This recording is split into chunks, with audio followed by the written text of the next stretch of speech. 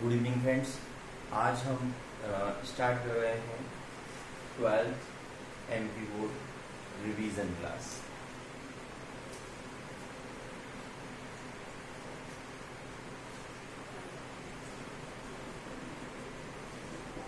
Twelfth MP board revision class basically हम सबको पता है 25/5/2020 यानी कि 25 मई 2020 और अभी लॉकडाउन में अनाउंस हुआ है कि एमपी बोर्ड के जो एग्ज़ाम्स हैं वो जून में स्टार्ट होंगे, जो बेसिकली 10 और 12 को हमारा अकाउंट्स और इकोनॉमिक्स का पेपर है। तो हम आज चाहते हैं कि हम अकाउंटेंसी का जो चैप्टर है कंपनी अकाउंट्स, जिसके अंदर इशू ऑफ शेयर्स, हम आज कोशिश करते हैं 10 से 15 मिनट के अंदर हम पूरा का पूरा जो थ्योरेटिकल पोर्शन है उसको रिवाइज कर लें, क्योंकि जिन बच्चों को प्रैक्टिकल नहीं बनता है वो अगर थ्योरी भी कर लेते हैं तो एमपी बोर्ड के हिसाब से जो आज मैं थ्योरी डिस्कस कर रहा हूँ वो बहुत इम्पोर्टेंट है। और आपको बहुत ही आसान लैंग्वेज में बताऊँगा जो इंग्लिश वाले बच्चे भी आसानी से लिख सकते हैं और हिंदी वाले बच्चे भी आसानी से लिख सकते हैं। मैं ऐसी टर्म्स यूज़ करूँगा, ठीक है। तो बेसिकली हम स्टार्ट करते हैं कंपनी से। तो सबसे पहले हमें ये समझना होगा कि कंपनी मतलब क्या। जिस तरीके से कोई भी पर्सन काम करता है सिंगल ओनरशिप में तो हम उसको प्रोप्राइटरशिप कहते हैं। जब किसी जगह पर 2 से ज़्यादा लोग मिलकर के काम करते हैं जिनका मेन मोटिव प्रॉफिट कमाना होता है और इसके साथ साथ में वो पार्टनरशिप एक्ट को भी फुलफिल करते हों, इस तरीके से जब वो जाते हैं तो हम कहते हैं वो पार्टनरशिप में काम करते हैं। लेकिन हम सब जानते हैं जब भी हम कोई बड़ा बिजनेस करना चाहते हैं तो उस समय हम बिजनेस को फॉर्म करते हैं कंपनी में, और कंपनी में जब हम किसी बिजनेस को फॉर्म करते हैं तो वो किसी एक पर्सन के द्वारा नहीं किया जाता है, वो बेसिकली एसोसिएशंस ऑफ पर्सन्स होते हैं। बहुत सारे लोगों को जोड़ करके हम स्टार्ट करते हैं। तो सबसे पहले अगर मुझे कंपनी समझना है तो कंपनी समझने के लिए मुझे ये समझना पड़ेगा कि कंपनी है क्या। तो सबसे पहले हम बात करते हैं company is a artificial person. Company जो है वो किसी एक पर्सन के द्वारा नहीं चलाई जा रही है। कंपनी एक आर्टिफिशियल पर्सन है। आर्टिफिशियल पर्सन, इसके बाद आर्टिफिशियल पर्सन का मतलब है कि जो कंपनी है वो लोगों से मिलकर के बनी है, किसी एक पर्सन से नहीं है, लोगों से मिलकर के बनी है, इसलिए हम इसको कहते हैं आर्टिफिशियल पर्सन। मतलब कंपनी का मतलब ये नहीं है कि ये पर्सन तो इसकी ही कंपनी है, नहीं, ऐसा नहीं है। सेकंड हम बात करते हैं लिमिटेड लायबिलिटी। जब भी हम कोई बिजनेस करते हैं और हम ये चाहते हैं कि हमारी लायबिलिटी लिमिटेड हो, या लिमिटेड बाय शेयर हो, या लिमिटेड बाय गारंटी हो, ऐसा हम चाहते हैं तो बेसिकली हम कंपनी के फॉर्म में बिजनेस करते हैं। हम सब जानते हैं कि जब हम पार्टनरशिप के फॉर्म में बिजनेस करते हैं तो पार्टनरशिप के फॉर्म में बिजनेस करने में सबसे बड़ी प्रॉब्लम होती है कि हमारी लायबिलिटी जो होती है वो अनलिमिटेड होती है, और जब हम कंपनी के फॉर्म में बिजनेस करते हैं तो हमारी लायबिलिटी लिमिटेड होती है। यानी कि अगर हमें लॉस हो जाता है, इन दैट केस कंपनी की जो प्रॉपर्टी है उससे बाहर हमें कुछ नहीं देना होगा, यानी कि हमें घर से लाने की जरूरत नहीं है। लेकिन यहीं पर पार्टनरशिप के केस में अगर किसी बिजनेस में लॉस होता है तो पार्टनरशिप की प्रॉपर्टी को तो सेल आउट करना ही होगा, और उसके बाद भी अगर लॉस रिकवर नहीं होता है तो हमें पर्सनल प्रॉपर्टी को सेल करके भी उसका पे ऑफ करना होगा। इस तरीके से हमें समझना होगा। सेकेंड हम बात कर रहे हैं separate legal entity. Separate legal entity का मतलब ये होता है कि कंपनी को जो चलाने वाले लोग हैं दैट इज अ मैनेजमेंट, हम उसको मैनेजमेंट में लेते हैं, और जो कंपनी है हम उसको अलग रखते हैं। फॉर एग्जाम्पल के थ्रू अगर मैं आपको समझाऊं तो हमें इस तरीके से समझना होगा कि कंपनी में जो मैनेज करने वाले लोग हैं और कंपनी की जो ओनरशिप है, हम उन दोनों को अलग रखना होगा। कंपनी जो डिसीजंस लेती है वो अपने बिहाफ पर लेती है, कंपनी जो डिसीजन लेती है वो अपने बिहाफ पर लेती है। किस तरीके से हम समझेंगे कंपनी जो डिसीजंस लेती है वो किस तरीके से काम करती है। तो इसके लिए अगर मैं आपको समझाऊं कि कंपनी डिसीजंस जो लेती है वो किस तरीके से लेगी, तो अगर सपोज कर लीजिए कि अगर आपने मान लीजिए आपने रिलायंस इंडस्ट्री का एक मोबाइल खरीदा, मान लीजिए जियो के मोबाइल था, जियो का आपने मोबाइल खरीदा, आप उससे बात कर रहे थे, जियो का मोबाइल सपोज कर लीजिए डिस्ट्रॉय हो गया और आपका जो ईयर है वो डैमेज हो गया। ऐसे समय में आप कंपनी के ऊपर केस करेंगे, ना कि वो कंपनी जिनकी है या जिन्होंने फाउंड की है, जो उसको चला रहे हैं, उनके ऊपर इंडिविजुअली केस करेंगे। इस तरीके से हमें समझना होगा। फिर हम बात करते हैं परपेचुअल एग्जिस्टेंस की। इसके अंदर हमें ये समझना होगा कि कंपनी का जो अस्तित्व है वो किसी एक पर्सन से नहीं है। मेंबर्स आते हैं, मेंबर्स जाते हैं, लेकिन कंपनी जो है उस पर इसका कोई असर नहीं होता है। यानी कि कंपनी अपनी लाइफ में इसी तरीके से रन होती रहेगी। लोग आएंगे, लोग चले जाएंगे। धीरूभाई अंबानी ने रिलायंस इंडस्ट्री को स्टार्ट किया था, आज धीरूभाई अंबानी नहीं है, लेकिन उनकी जगह मुकेश अंबानी रन कर रहे हैं। कल मुकेश अंबानी नहीं होंगे तो भी ये कंपनी रन होगी, उनकी जगह पर उनके पोते रन करेंगे या और दूसरे लोग जो इसमें शेयर होल्डर्स होंगे वो इसको रन करेंगे।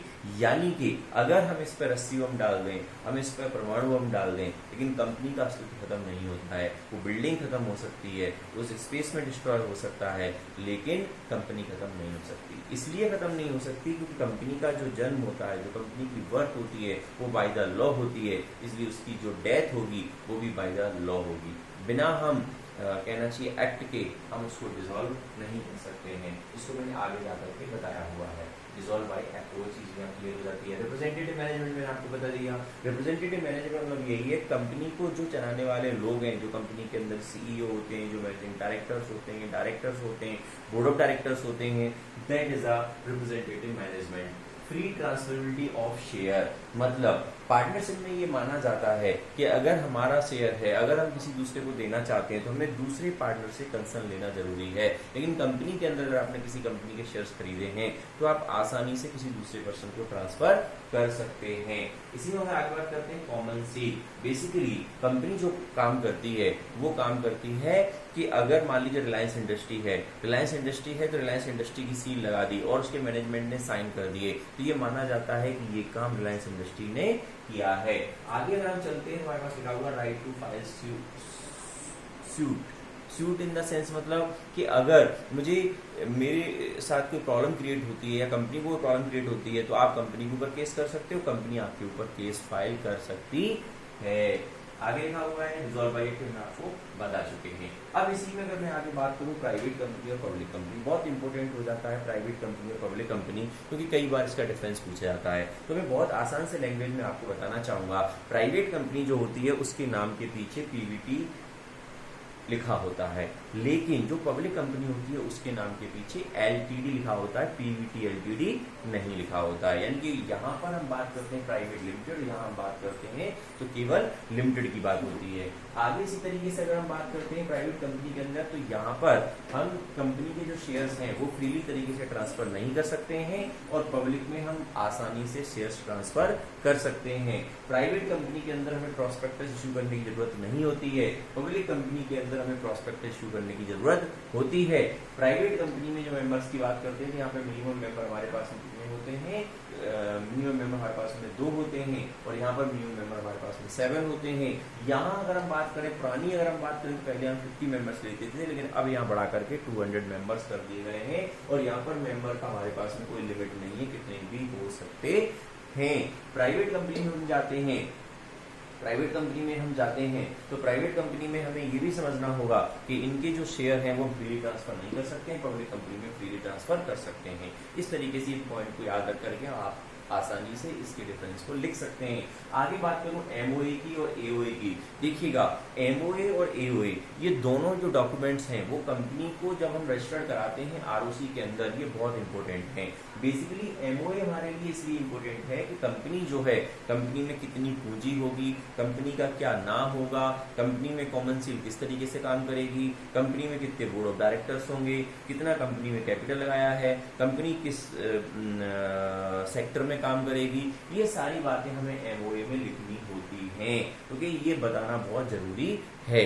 और एमओए में जो चीजें हम लिखते हैं उसको हम डिटेल से एओए में डिस्क्राइब कर देते हैं, यानी कि एओए हम इसलिए बनाते हैं ताकि एमओए का एक सपोर्टिंग डॉक्यूमेंट हो सके। तो इस तरीके से आप एमओए और एओए के बारे में आसानी से लिख सकते हैं। अब हम बात करते हैं प्रोस्पेक्टस की, जो मैंने अभी आपको कहा था कि यहाँ पर इशू करने की जरूरत नहीं है और यहाँ इशू करने की जरूरत है। तो सबसे पहले हमें ये समझना है कि प्रोस्पेक्टस होता क्या है।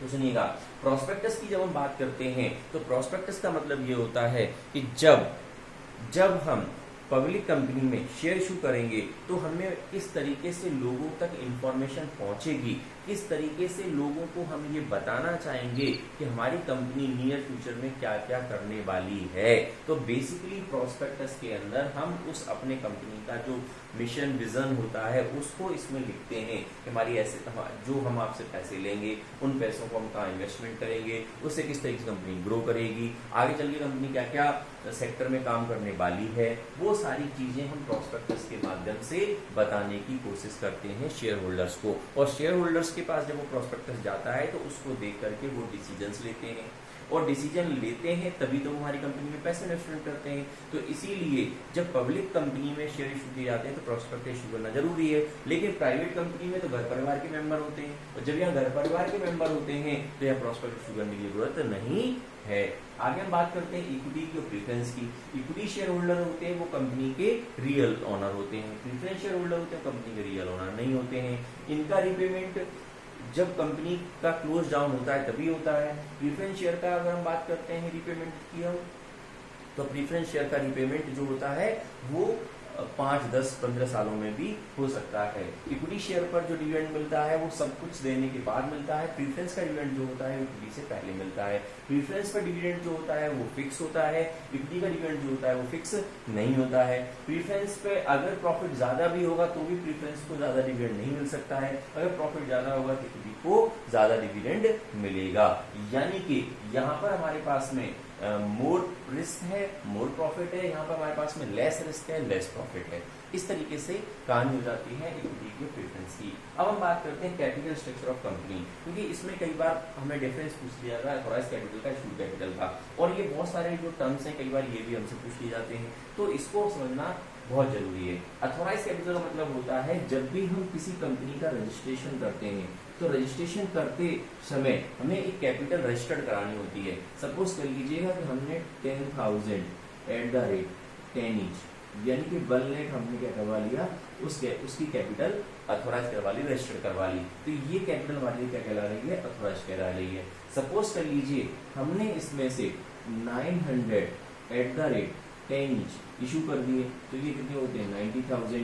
ये कैपिटल हमारी कहला रही है इश्यूड कैपिटल। क्या कहला रही है, इश्यूड कैपिटल। ध्यान रखिएगा इश्यूड कैपिटल जो है वो रजिस्टर्ड कैपिटल के बराबर हो सकती है लेकिन कभी ज्यादा नहीं हो सकती। फिर से सुन लीजिएगा, इश्यूड कैपिटल जो है वो अथॉराइज्ड कैपिटल के इक्वल हो सकती है, कम हो सकती है लेकिन कभी ज्यादा नहीं हो सकती। सब्सक्राइब कैपिटल, सब्सक्राइब का मतलब होता है कि पब्लिक जरूरी नहीं है 900, मान लीजिए पब्लिक ने 800 शेयर सब्सक्राइब कर लिए 10 each के हिसाब से, तो ये हमारे पास में कितने हो जाते हैं 80,000। इसे हम कहेंगे सब्सक्राइब कैपिटल। यानी कि सब्सक्राइब कैपिटल भी इशूड कैपिटल के बराबर हो सकती है या उससे कम हो सकती, ज्यादा नहीं हो सकती। हाँ बात अलग है कि ज्यादा पैसे बेच दी बाद में एडजस्ट कर लेंगे लेकिन ज्यादा नहीं हो सकती। कॉल्ड अप कैपिटल का मतलब ये है कि 800 जो सब्सक्राइब किए हैं जरूरी नहीं हम 10 रुपए मंगाए, हो सकता है हम 8 रुपए मंगा लें, तो ये हमारे लिए कहलाएगी कॉल्ड अप। और जितने हमने नहीं मंगाए हैं तो 800 into 2, तो ये हमारे लिए क्या कहलाएगी अनकॉल्ड कैपिटल। और जो कॉल्ड अप कैपिटल 800 हमने लिखा है, सपोज कर लीजिए 800 पे जो हमने मान लीजिए 8 रुपए मंगाए थे, अगर हमें 7 रुपए मिल गए, कितने मिल गए 7 रुपए, तो हमारे लिए क्या कहलाएगी paid up capital. Paid up capital जो है या तो हमें पूरी भी मिल सकती है, तो पूरी अगर हमें मिल जाती है तो कितनी मिल जाएगी 64 के समथिंग, तो ये क्या कहलाएगी हमारे लिए पेड अप। और रिजर्व का मतलब है जो हमने नहीं मंगाई है, कितनी नहीं मंगाई है, तो 800 into 2 नहीं मंगाई है, ये क्या कहलाएगी हमारे लिए 16,000 की रिजर्व कैपिटल। फिर से बता देता हूँ जल्दी से मैं आपको। Authorize capital 10,000 at the rate 10 each तो कितनी हो जाती है हमारे पास में 1 लाख। इशूड कैपिटल अगर मान लीजिए 900 हमने इशू किए हैं 10 के हिसाब से तो 9 की हमारी इशू हो गई। ये जो है वो इसके बराबर हो सकती है, ज्यादा नहीं हो सकती है, कम होना है कोई दिक्कत नहीं है। सब्सक्राइब कैपिटल जो है हमने इतना इशू किया, हो सकता है पब्लिक ने इतना ही एप्लीकेशन भेजा हो तो ये हमारी सब्सक्राइब हो गई। सब्सक्राइब इसके बराबर हो सकती है लेकिन इससे ज्यादा नहीं हो सकती। इसके बाद में हमारे पास में called up capital. Called up मतलब हमने कितना मंगाना है, मान लो 10 रुपए थे, हमने कहा 8 रुपए मंगा लेते, 2 रुपए बाद मंगा लेंगे, तो 8 रुपए जो हमने मंगा लिए वो हमारे लिए क्या कहलाएगी कॉल्ड अप कैपिटल। और जो 2 रुपए नहीं मंगाए वो कहलाएगी अनकॉल्ड कैपिटल। अनकॉल्ड को ही हम कह देते हैं रिजर्व कैपिटल और जो कॉल्ड अप कैपिटल है उसी को हम कह देते हैं पेड अप कैपिटल। लेकिन कई बार सामने वाला हो सकता है पूरे पैसे न दे, 8 रुपए हमने मंगाए वो 7 रुपए दे, तो पेड अप कैपिटल जो है वो किससे कम हो सकती है, वो हमारी कॉल्ड अप कैपिटल से पेड अप कैपिटल कम हो सकती है या उसके बराबर हो सकती है। लेकिन अनकॉल्ड कैपिटल जो है हमारे पास में वो रिजर्व कैपिटल के इक्वल ही होगी। इस तरीके से हमारा ये पूरा का पूरा जो टॉपिक है वो हो जाता है। जो इसमें थोड़ा बहुत टॉपिक है उसको हम अगली क्लास में उठा करके जल्दी फिनिश कर देंगे। वो मे बी पॉसिबल आपको नेक्स्ट डे आपको इसका जो टॉपिक है जिसमें हम परफेक्ट भी कर लेंगे, जो भी इसका टॉपिक बचा होगा वो कर लेंगे। ये हम एक फास्ट रिवीजन क्लास रख रहे हैं ताकि आप इसको देख करके आसानी से समझ सकें। तो आप प्लीज इसको वॉच करिए, अगर आपने वॉच नहीं किया है तो भी इसको वॉच करिए, और अगर चैनल आपने सब्सक्राइब नहीं किया है इस चैनल को सब्सक्राइब करिए, क्योंकि हम 8-10 दिन के अंदर कोशिश करेंगे एमपी बोर्ड के लिए अकाउंट्स का ये पूरा का पूरा एक रिवीजन क्लास आपको दे दें ताकि आप आसानी से एग्जाम में अच्छा स्कोर कर सकें। लॉकडाउन के इस कंडीशन में आप आसानी से घर बैठे रीड आउट कर सकते हैं। Be stay be safe. Good night, thank you.